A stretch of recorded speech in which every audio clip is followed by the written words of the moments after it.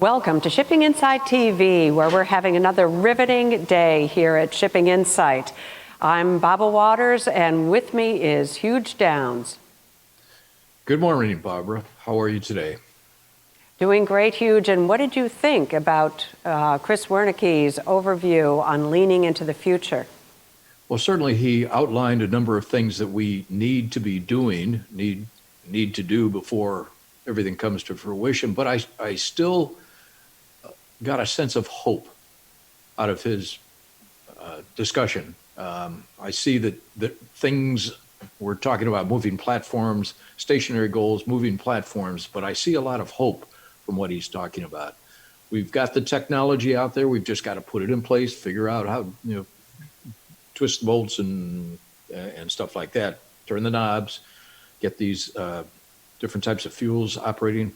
He talked about SOLAS, he talked about ISM, he certainly talked about seafarers, but overall, I heard hope in his discussion. I want to come back to the seafarers, though.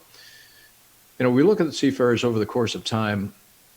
They're the workaway guys. They're the guys that are on board the ship. They know what they're doing to a certain extent. But we're looking at brand new technology here. We're talking about this age of digitalization, age of decarbonization. This is all brand new, not only to me, but to the people on board the ship. And he was absolutely correct about training these people up to date. And I think he will agree with me on that. That's about it for the moment. Excellent. Thank you, Huge, for your reflections. And from leaning into the future, we're moving straight into the decade of disruption, hosted by Rob Walker and Surveys and Forecasts. So we have a glimmer of hope now, but we'll check back after this panel to see what disruption we have to look forward to and how the industry is going to address it. Good morning, everyone. Nice to see your faces. We all literally zoomed in from different channels of the internet, and now we are all assembled. My name is Rob Walker, and it's my absolute pleasure to host this roundtable discussion on the decade of disruption. I'd like to, if we could advance the slides, if you have them behind the secret curtain somewhere, that would be great. Very good. I'd just like to quickly acknowledge our panelists, and then I will return to let them say a little bit about each of their companies in a moment. But we have Cynthia Hudson from Hudson Analytics. We have Knut Orbeck Nilsson from the CEO of DNV Peter Hadjipateras from Dorian LPG, Graham Westgarth from B Group, Joe Gross from D'Amico Shipping, and yours truly, Robert Walker from Surveys and Forecasts. I'd like to cover a couple of quick high-level topics, mostly to get our creative juices flowing on this very vast topic. If you could advance the slide. I was looking for some interesting things to kind of tickle our fancy, if you will, about things that would be related to disruption and also to innovation. And there is a famous quote from an Ernest Hemingway novel called The Sun Also Rises, where he asks Jake, the lead character in this story, how did you go bankrupt? And the answer is two ways: gradually and then suddenly. And I think about disruption and innovation in a similar way, in that innovation and disruption happens sometimes in little tiny increments, and then all of a sudden there's a massive disruption that we suddenly have to deal with. And so that's just a little mnemonic for you to think about as we move forward. Next slide, please. I'm not going to read every item in each of these buckets, but I subjectively put this into four categories of disruptive forces that the shipping and maritime industry is facing right now. And if you run any kind of matrix organization, there are dotted lines going all over this chart. So just ignore them, because I didn't want to put them in any particular sequence or order, but I put them into four categories: macro forces, what I would call overarching themes that are affecting every other aspect of business, operational forces, data and communications forces, and safety forces. That's the human factor, obviously. We can talk about each one of these in more detail as we get into some of our specific questions, but each of these forces is going to spawn some amazing, radical, and maybe some less so innovative solutions to some of the problems that maritime is facing. The question is, which of these are going to be sustaining, which will produce sustaining innovations? Which of these forces will produce something that will persist, that will improve perhaps just processes or operations at that level? And then which will be disruptive maybe outside of maritime that will perhaps serve new markets, produce entirely new categories of business. We just don't know. And maybe some of you as thought leaders will have visibility on some of these issues. Next slide, please. I found this amusing, and this was triggered by a trip to the Henry Ford Museum outside of Dearborn, Michigan. And I wandered through the exhibit hall and I stumbled upon this interesting little area, and they were talking about electric cars, and they were talking about electric cars in 1897. And you have to remember there was a period of history between the horse-drawn carriage and internal combustion engines where there was no other method of powering a vehicle. And believe it or not, electric vehicles were quite common up until about 1915 or so, when the internal combustion engine began to take off.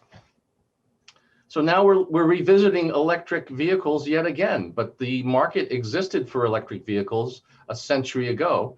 They were disrupted by the internal combustion engine. And this little map on the lower right-hand corner shows all the charging stations in Midtown Manhattan used to recharge the batteries on these electric vehicles. So what is old is new again. And perhaps we'll see some of these so-called old technologies resurface and be used again in maritime. Last slide, please. So let's kick off our roundtable discussion. We are all facing unprecedented change as we enter this new decade. Obviously, coronavirus, COVID, this worldwide health pandemic has caused massive upset to every industry on the planet. But my general question for each of you is, what disruptive forces are now at play in maritime that you are dealing with specifically? And are these a continuation of past disruptions, or do you consider some of these to be entirely new?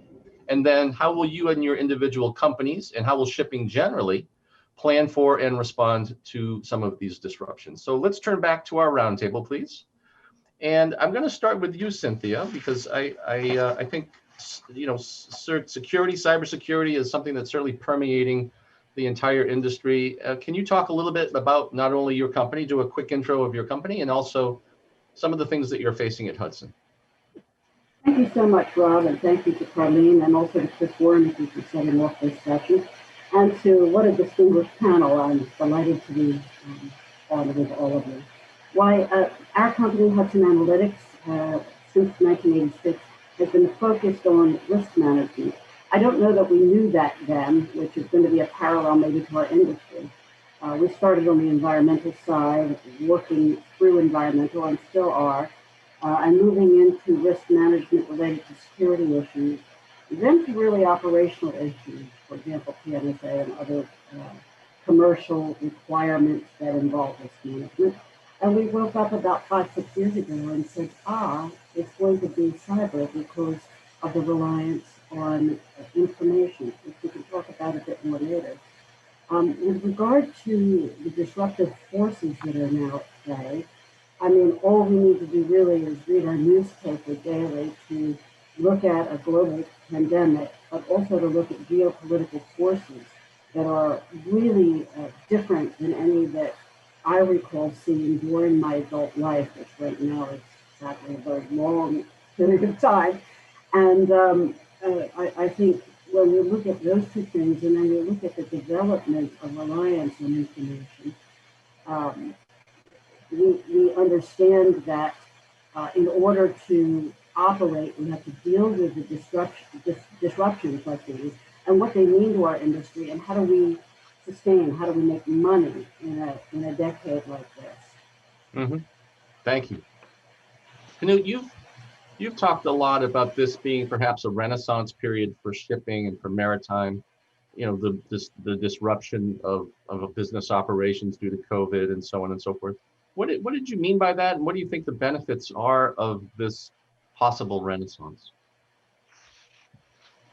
Thank you for posing that question to me. Yes, I've called it a time for a maritime renaissance, and I think we have been, you know, truly challenged, especially during this year, and having to, you know, deal with the pandemic.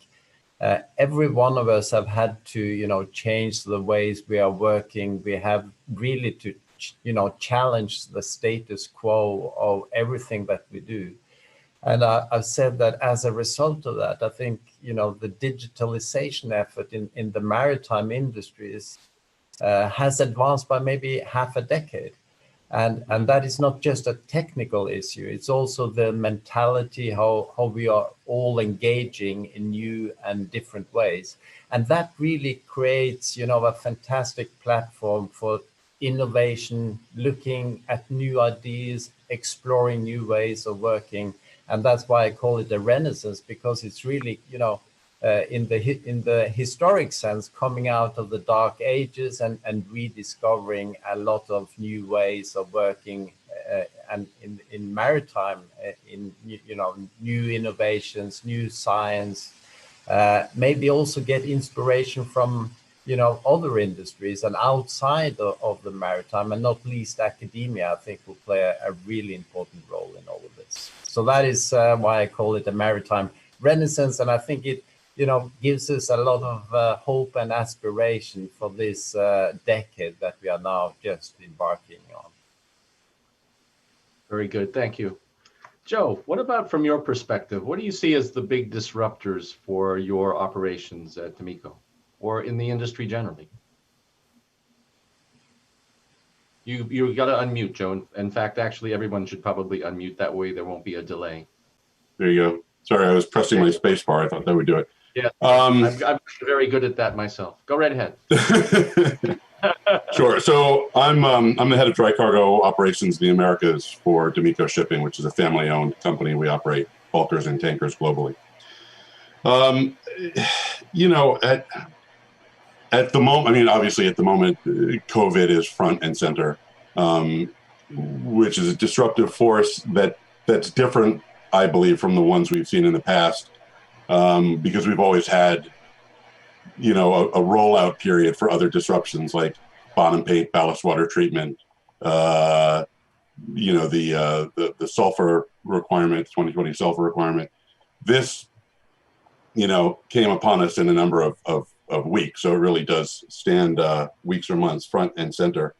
Climate change will continue to be a disruptive force for many years to come.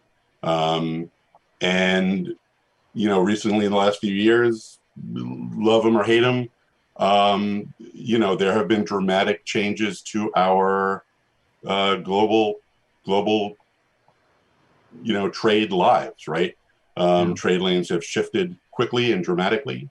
We've seen these trade wars and tariffs that's impacted, ship owners, charters, stevedores, every stakeholder in the shipping industry really has been impacted by that.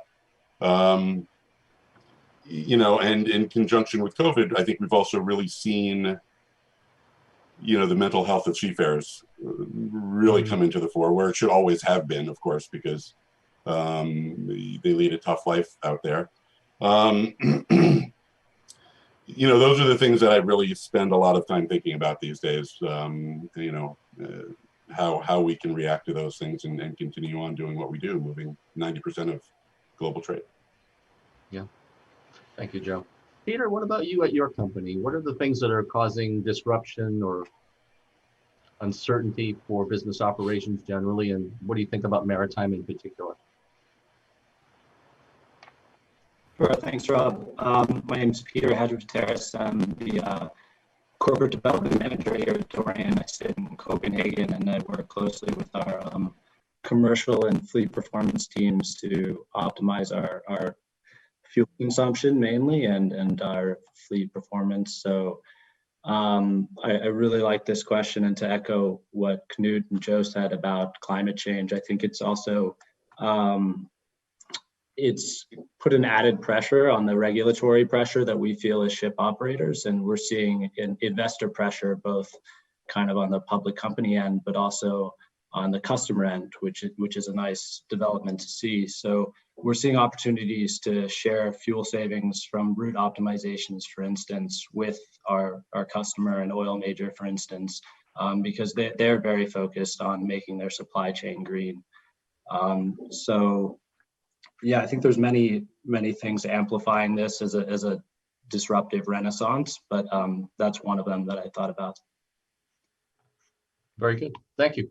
Graham, how about from your perspective? What are ship owners doing to try to manage this crazy time that we're in, this disruptive period that we seem to be facing? Yeah, I mean, I'm Graham Westgarth. I'm CEO of V Group. We have currently 550 vessels under full-time management, and then another 300 vessels that we crew. So we actually have close to 40,000 seafarers. So we're right at the pointed end, I think, of all of this. And in terms of disruption, it's hard right now to see beyond COVID-19 because of all of the issues that surround just the ability to not just operate the vessels, but actually to relieve the seafarers on board, and that occupies a huge amount of time of just anyone who's involved in ship management or ship owning at the moment. Having said that, this industry is remarkably resilient, and there was a 3 months hiatus where basically it was extremely challenging to certainly manage our crews, but since then we've been able to find ways of doing it. It's not ideal and it's very costly for owners of ships, but they've taken on that burden, and so I think it's sometimes it's difficult to see beyond that, but we will see beyond that and we'll learn from it. But I think beyond that, what's really exciting, I think, is there's some opportunities that are coming in the next decade or so. And I was reflecting the other day when I first went to sea, we were using Morse code, and when we had radio offices. Now we actually have ships that are permanently online, and that's just in my lifetime. But I think the three things I think about, are really how we're going to use the data. We have a magnificent platform in V Group that's collecting data every day, and we're really trying to start to mine it there to see how we can add value to our clients. So that's kind of one element to it. The other element is how we use the data to drive improvements on an ongoing basis. So there's some real opportunities there that haven't existed before. Whether or not it's disruption or just simply incremental improvement, I don't know. But I think beyond that, there's artificial intelligence, and the possibility of the autonomous or semi-autonomous ships. For that to happen, I would say that we need reliable equipment within the marine industry that we don't necessarily have now. And then the third element is decarbonization, and the opportunities and challenges that are going to come with that, where we know that a new fuel will be required in time, but we don't know what that is, and what the logistics will be or the challenges in handling it. But if you put those all together and you kind of think about them evolving in the next 2 decades, the question is, at the end of the day, all of this kind of results in legislation and different practices, different processes. It all falls down onto the seafarers and the ships. And so the question that who's thinking about, if you like, the development of the seafarers, the types of skills we need, the type of training that we need to put in place. So I think these are things that I think owners are starting to think about. They're starting to engage on, and I think there'll be massive opportunities in this. But we need to keep the seafarers at the center of how we think and behave, because they're actually critical to the successful execution of this, whatever technology or advancements come down the pipeline. Fascinating. Thank you. Cynthia, over to you, just to continue that thought on data and data integrity and artificial intelligence. What are some of the risks of that technology as ship owners and companies start to adopt some of that technology? Those are obviously going to be disruptions, and they will cause some changes in operations. But can you talk a little bit about some of the aspects of that? Yes, thank you, Rob. I think that every single thing that each of our speakers have said looks at a cultural change that we've undergone, where we have, instead of dealing with each risk that arises, what we have realized that we need to do is look at all of the risks versus the opportunities we have. So with our movement toward reliance on data, we realize that if data doesn't have integrity, we can't function. And then the issue of sustainability becomes moot because we are not able to sustain ourselves. We're not able to have a social contract with the people who want to buy our goods, and we're not able to protect the environment or the seafarers, or indeed our own bottom line as businesses. So the focus on data has really shifted our thinking in terms of security and protection. Mm-hmm. For every smart guy in the shipping industry, and there are so many, and for every innovative and every creative guy, there is an army of people who would like to have our data to find out how to use it, how to sell it. And what they don't know now, they're unconstrained, of course, by rules and regulations, etc. So does this mean that we can't operate? No, it means that rather than the old days when we focus on one problem or one regulation and try to quickly come up with a solution in order to operate, I'm postulating that we need to look at all of the risks within our enterprise and try to come up with holistic ways to address them. Mm-hmm. Protection of data in general doesn't mean much if the data that we're protecting is useless. On the other hand, critical data that really has impact on our seafarers, on our balance sheet, on the protection of the environment, really requires our attention. And I don't think, although we're coming to the end of 2020, I'm sorry to say, I'm not sure all vessel owners have embraced this, really with all the other pressures they have, and understood what an issue it is for them and for future sustainability. Thank you. Interesting. Knut, in terms of data and other factors that are helping to shape the trajectory towards IMO 2050, what are the other things that you're thinking about to help DNVGL help its clients get to that target or that set of targets for the future? Because data must be part of that, but there must be other things as well. Well, naturally, and I think a few items have already been mentioned. I mean, Pete talked about fuel efficiency, which is naturally a very natural topic to work further on, and I believe that data and further insights to naturally help in that respect. And then naturally, it is the route optimization, just-in-time arrivals. I mean, there are so many things that could help us to reduce the energy required. However, in the end, to meet the challenge of halving the CO2 emissions by 2050, we really have to also, start on the movement towards cleaner and better fuels. And whilst we are doing a lot of research to find what are the best options for the future, we also have to really start embarking on what can give us improvements already today. And that's where I say that, the famous French author, Voltaire, he said that let's not make, perfect the enemy of good. And we really have to start moving as an industry. And our research shows that there are options, especially on the gas side. Although not perfect, it will give us quite a good reduction of the CO2 emissions.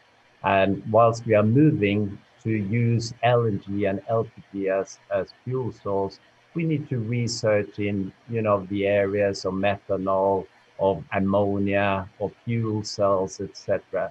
But these are all, solutions that are not available for this decade. And whilst we are waiting for these technologies and solutions to become mature, we really need to start moving. And that's where I say that, gas is the first stepping stone towards decarbonizing the shipping industry. And this is the grand challenge of over time. And, I will probably be, a pensioner and retired before we have cracked this one. We have to start moving, and that's where it's so important also to engage, not only within the maritime industry, but also look to aviation, look at, how batteries are developing within the automotive industries and try to bring in elements that can really help us on this trajectory. I think you have a long way to go, Knut, before you're a pensioner, just for the record. Well, my little tongue-in-cheek example of electric cars in 1897 is an example of maybe we need to re-examine technologies we've set aside and pick them up again and dust them off and give them consideration perhaps for this moment in time or a near point in the future. Joe, what about you and your company in 2050? How are you managing some of these challenges and some of these expected disruptions, if you will, as opposed to unexpected disruptions? Well, I mean, in terms of managed disruptions, we obviously try to pay very close attention to, what options, what technologies are out there, and you're always weighing risk versus reward, right? Everybody made different decisions regarding, the IMO 2020 regulation. We as a company decided to focus just really on using very low sulfur fuel oil. We have a couple of ships with scrubbers, I think, just to make sure that we had some in-house knowledge more than anything. Others chose to go, in a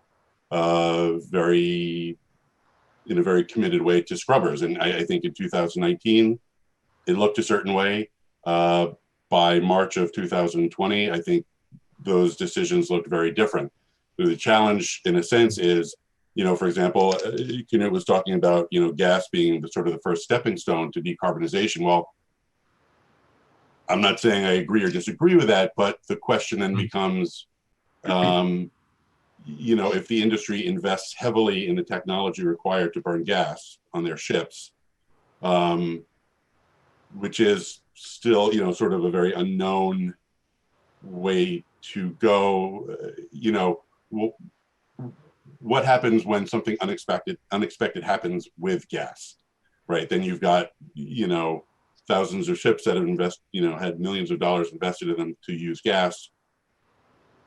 Something unknown changes because it's a new technology, right? So aside from, the logistics of being able to get the gas in trades beyond liner trades, which I would think in liner trades, ferry trades, those will sort of move towards gas more quickly because they'll have some steady infrastructure there to rely on.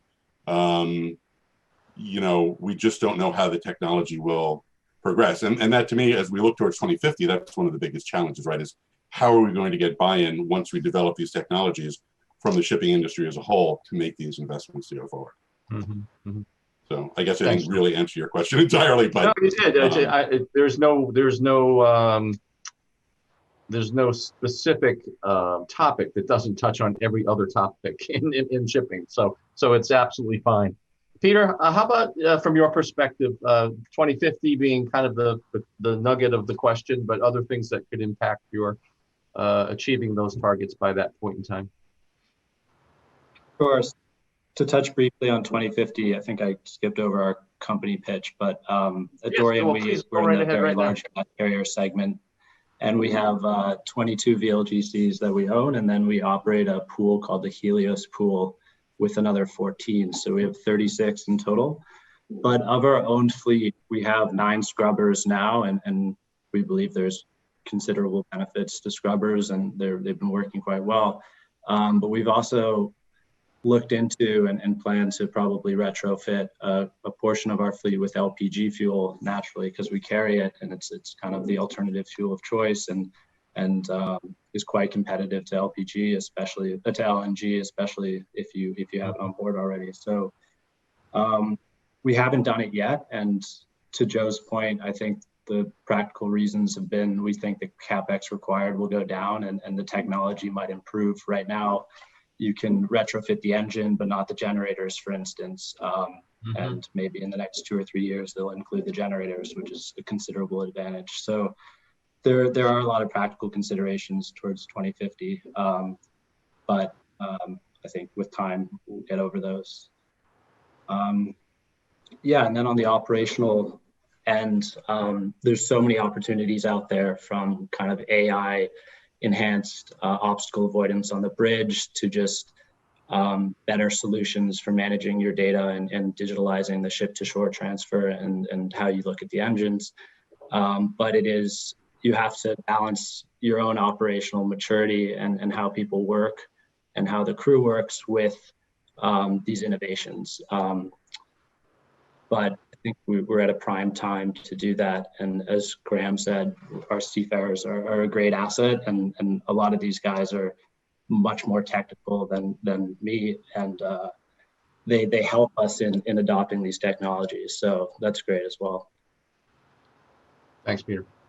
Graham, from your perspective, 2050, is that something that keeps you up at night, or is that sort of a steady progress towards your targets over the next 3 or 4 decades?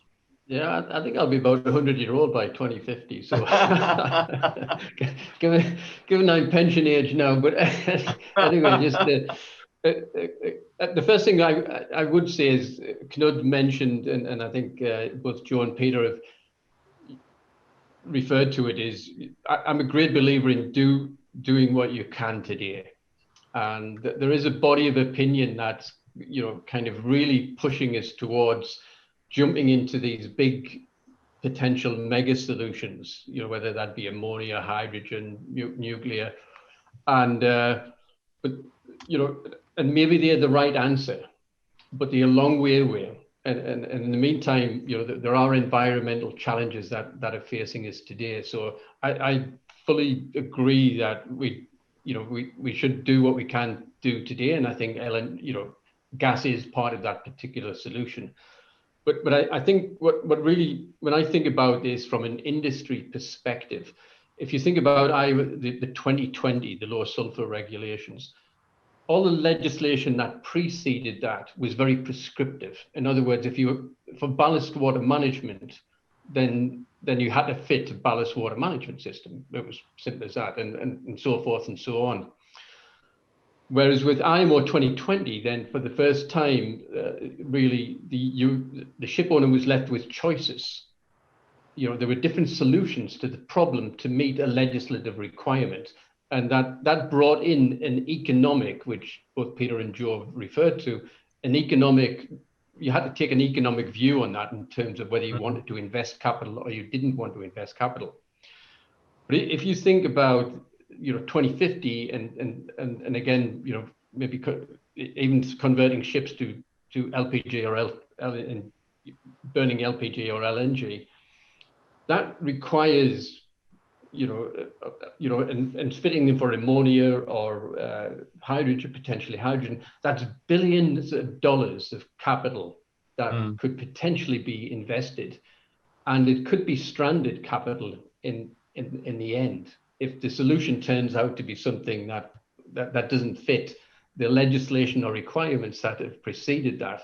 So then I think we need to be, we need to involve ourselves in the discussion with the regulator to make sure that we don't end up with billions of dollars of stranded capital in this business, because it doesn't help the environment, doesn't help the ship owner, doesn't help world trade, doesn't help the consumer.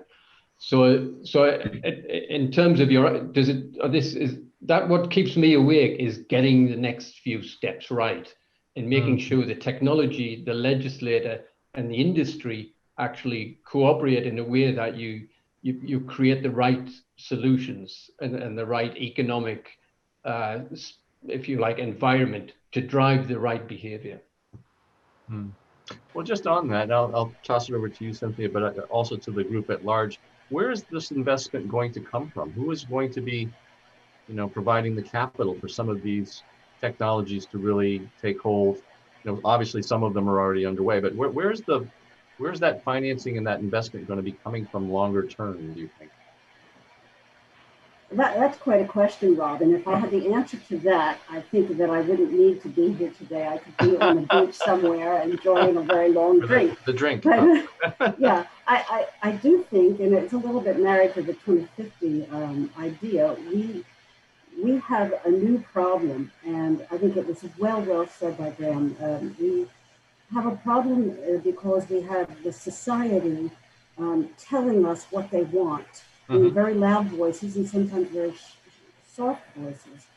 investors must respond to those voices over time. And investors are beginning to see now, and we see just within the digitalization, but also with environmental protection, we see that investors are unwilling to invest in long-term company solutions where these things are not in mind. A panel or a group that could put together a council of regulators, of industry leaders, and by that I mean small, medium, and large, because sometimes the large groups have the wherewithal to invest. The small groups don't know where they're going or how to get there, and tend to look for quick and easy solutions, which may not be right solutions. But how do we put that kind of a group together? The U.S. government attempted it with OPA 90 and again a bit with the ISPS code, and had some good results. Is it perfect? Absolutely not. And that's just U.S. focused, U.S. centric. But something like this that created a trusted environment for communication could take some of this risk off the table, or at least manage some of this risk, help to manage some of this risk going forward. How is that for not answering your question? That's okay. It wasn't intended to trip you up. It was just, just as a general question. I mean, obviously, in order to reach some of these aggressive goals, it's going to require massive investment. And to Graham's point, he's not going to become a pensioner overnight. I guarantee you, you have a long runway ahead of you. But the question is, where does, what are the criteria for some of these disruptive technologies in terms of investment? These are not small, minor commitments to technologies, to disruptive innovation, et cetera, et cetera. Knut, how about from your perspective at D&BGL? I mean, are you grappling with some of these same kinds of issues as to where capital should be deployed, how you would recommend certain investments? I mean, we are not directly involved in, finding the capital or the investing parties. But, coming back to your question, I think there's a lot of investment going on in some of these technologies already, and there will be more. I mean, if you think about, gas will make a lot more sense if you can, catch and store the carbon from, say, the well until it reaches the tank. So, and naturally, the oil and gas majors are really important in that context.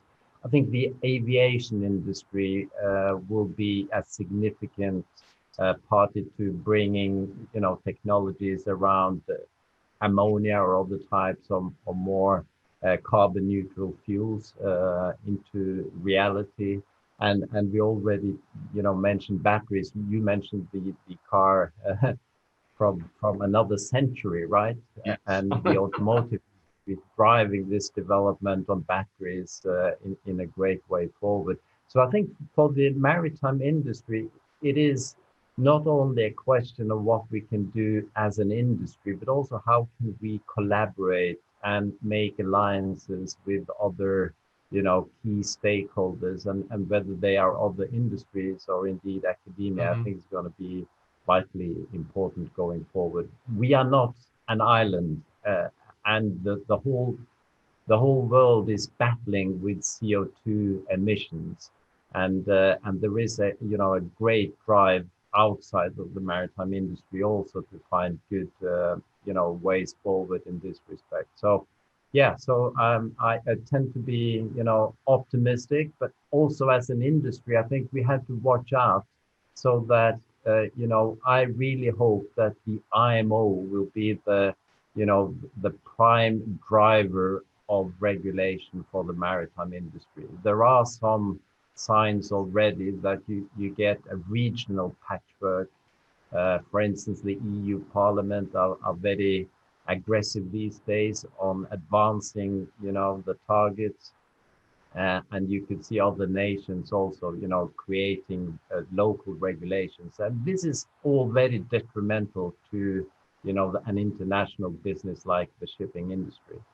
So I really hope that the IMO will get the full support and that we are able to stay with the IMO as the prime regulator for also the CO2 emissions going forward. Very good.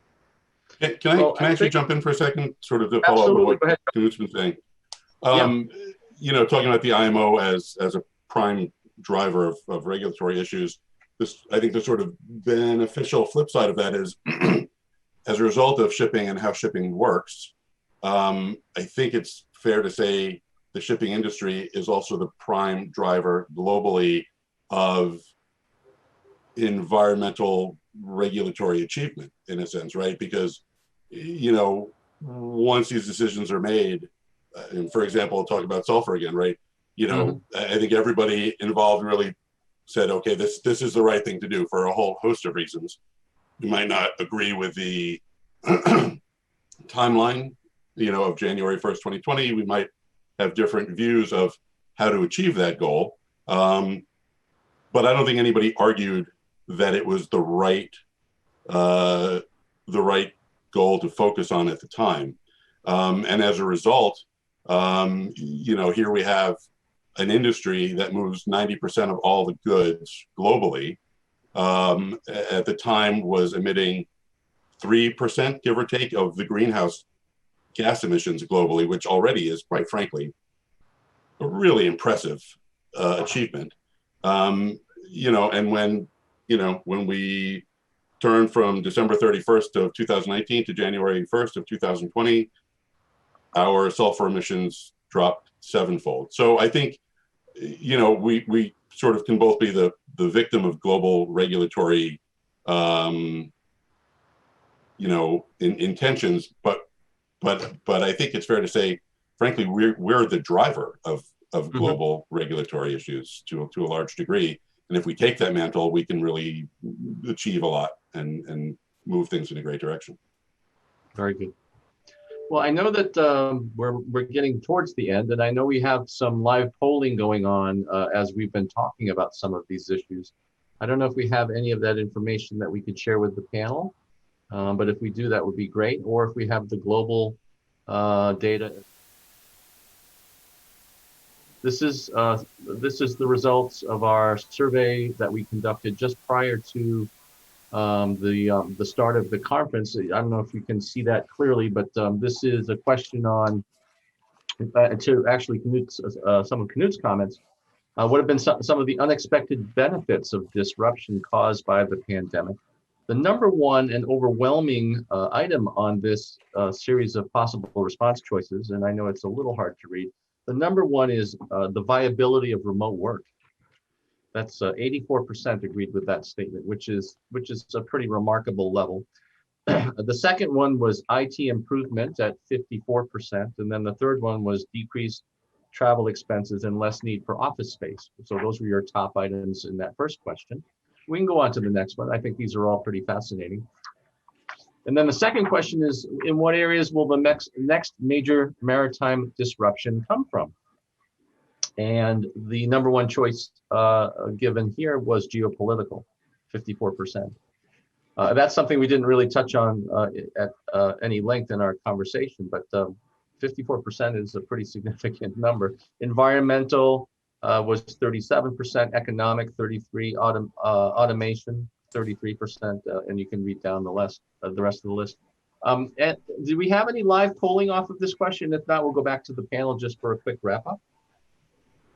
Any reaction to some of those stats? I think the remote work is actually quite fascinating, and it talks a little bit to what we were discussing earlier. Staying nimble, staying adaptable. To use the au courant word is agile. Peter, we haven't heard from you on some of these topics, and then to Graham. I mean, do these results surprise you, and have you obviously adapted to some of these new work environment restrictions that we're facing now? Absolutely. I mean, I think at Dorian we have 6 offices with around 80 shoreside personnel and around 500 seagoing personnel. And one of the kind of, I don't want to say silver linings, but positive things that's come out of COVID is we've really increased our connection by video conference, obviously, and not only between the offices, but with the crew, and kind of having an interdepartmental conversation with the crew frequently has really helped keep us connected and allow technological innovations to be adopted onshore and on board. So that's been a big benefit. Graham? Yeah, I mean, those results didn't surprise me at all, and similar to Peter, and I'm sure everyone else is on here is just from kind of going into the office one day and not being able to go in the next.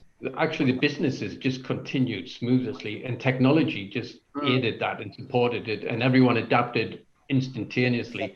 Not just and the ships was just supported in exactly the way they always have been. And the investment I think everyone's made in technology over the years just helped that. I think the one thing that we, as you say, we didn't touch on is the geopolitical side of it. And the question in my mind around that, and this is a little more philosophical, is will this pandemic change, if you like, not just consumers, but the actual suppliers, to think about their supply chain and the logistics that support them. And if they do, then they might want to shorten their supply chain or reduce the risk of disruption within their supply chain. And then that would ultimately impact on trading routes and potentially actually the design of vessels. Or will the world, as it normally does, kind of forget about events like this and then just go back to the norm? I think the jury's out on that one, and it's going to be very interesting, to see whether people really change their behavior, really impact on or they just go back to the norm because it's easier to do that. Yeah, I think if I may, just one point, Graham, absolutely, to add to that, we've seen a lot of these tech giants or beverage distributors, for instance, pledge to make their whole supply chain carbon neutral by, say, 2030. And will they step in if there's not enough technological innovation on the engine side and start investing to make that happen? Because somewhere in that supply chain, there's an Ultramax bulk carrier or a gas ship, and those ships will also have to meet the demands of that pledge. Yeah, very good point. Rob, could I add one small point? I think that what Graham and Peter have brought to the fore is that now risk management has become about resilience. Agility is important because, as we said, COVID happened in a couple of weeks. But if we are to sustain ourselves properly and be able to afford the things that we need to do in order to get to 50-50, the idea is how do we make a resilient, hardened surface for ourselves that allows problems or risks to come in and allows us to face them in a balanced and prioritized way, so that our decision making doesn't push us from pillar to post when the next new problem, for example, sanctions. We had unfortunately some owners we served were surprisingly hit by sanctions when in fact it turns out they hadn't done anything at all against the sanction. They had not violated the sanction. But the business, after 6-8 months of trying to become delisted, has suffered completely. Why? Well, there's no sanction plan to ensure your business is ready. That's just one small point. right. But what's going to be the next after the sanction issue? And how do we plan for that as businesses? That's really what I wanted to say. Thank you. Yeah, no, well, it's just maybe a last question or two. How do your organizations keep that nimbleness to be able to respond quickly to events? Because these disruptions are coming at us, it seems, faster and faster with less lead time. Culturally within your companies, like what are some of the things that you have found to be helpful in dealing with some of these disruptions? Are there cultural things that you have instilled in your organizations? Are there philosophies or approaches to help you take advantage of some of these disruptions when they come down the pike and you are suddenly dealing with something that you haven't dealt with before? I'll throw that over to you. Thank you for that. Yeah, it's I think, as a general comment, I would say that for any business, trying to survive in the world that we are definitely entering this decade and onwards, it's really important to have scale. It's important to be innovative. And I think transparency is going to be increasingly important going forward. Mhm. So Mhm. as long as you sort of have that as your, say, foundation or building blocks, you are off on a good path. And to really, give you an example, back in 2018, we introduced the remote surveys. We had no idea at the time that we would be facing a pandemic that would really, stop all traveling and entrances to ports and all those difficulties we have experienced. But being sort of on the, say, vanguard of technology and trying to, dig into some of the benefits of connectivity, artificial intelligence, etc., it gives you a better platform to respond to some of these unexpected events like a pandemic. And just as a fact, the remote surveys increased by 33% during the pandemic. So it just, yes, it was fortunate to have developed that already, but at the same time, being innovative, being on the vanguard of technologies is really a good starting point to tackle a lot of things and lend us culture. But I will not take up more speaking time on that. Thank you. No, it's a loaded question, admittedly. Joe, Cynthia, Peter, Graham, any other final thoughts? Yeah, I mean, sorry, I jumped in on top of everybody else.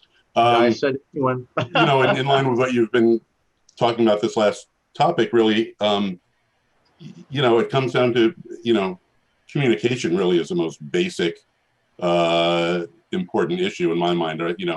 Here at D'Amico, we've got, offices in the US, London, Monaco, Rome, Singapore, a few other places, having the relationships with, for example, the Coast Guard, the National Cargo Bureau, those entities here who are driving a lot of the issues and the same elsewhere in the world, understanding what their intent is, and how to move things in the correct direction, sort of taking all those stakeholders in and then communicating internally to make sure everybody's really aware of what's going on. Very good. Well, I think with that, we'll call it a successful discussion of disruption. We've solved the world's maritime problems, and you can go to sleep at night and not worry about a thing. So I want to thank our panelists. You've been wonderful. It's been a pleasure being your roundtable host. And I wish everyone a wonderful remaining day of Shipping Insight 2020. Thank you very much. Okay, thank you. Thanks, everyone.